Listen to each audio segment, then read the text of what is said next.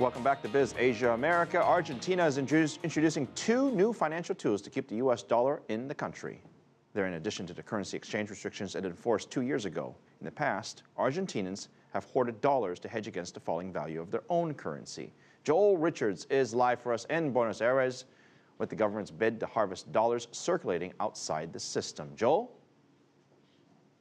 That's right. Well, these currency restrictions have been extremely contentious. The government saying that on the one hand it's to reduce capital flight and to maintain the central bank reserves, even though those bank reserves are at their lowest since May 2007. But these measures have been incredibly unpopular here in Argentina. Just for the average Argentine to travel abroad and to change their pesos into foreign currency, they have to apply via the local tax authorities. And that's led to an increasing black market exchange rate on the dollar, which has been rising by 35% in 2013. It's currently at about 90% above the official rate of 5.2 pesos to the dollar.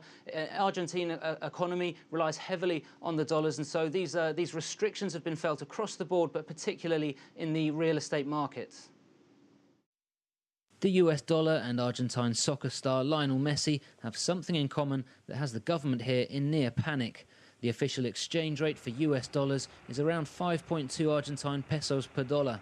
The demand for dollars is so great that on the black market, $1 now goes for 10 pesos, the number on Messi's jersey.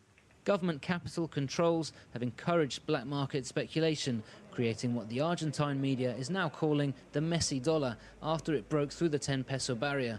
The peso's plunging value in the black market has dragged down Argentinian real estate with it. We have no doubt in saying that in the last 10 years, this is the worst crisis we have seen. The currency controls, inflation and investor anxiety have slammed construction activity here.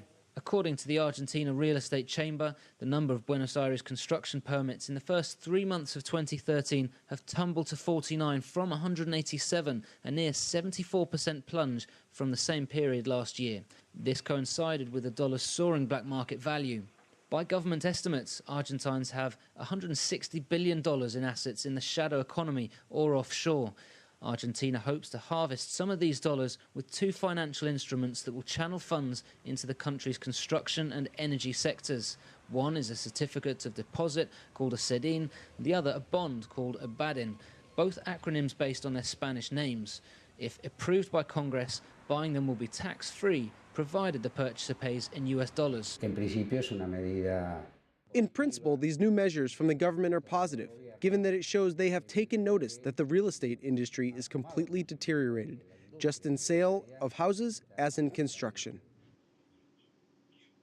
Well, the government is hoping that this new measures will bring in some $5 billion after a previous tax amnesty in 2008 brought in $4 billion. As we said, $160 billion though estimated in offshore, or to borrow a local phrase, under the mattress. But this tactic, though, is around tax evasion and not dealing with the alternative of the black market for the dollars. And the issue really is whether or not savers and investors are willing to put their trust in the peso and the Argentine government, given the current economic climate.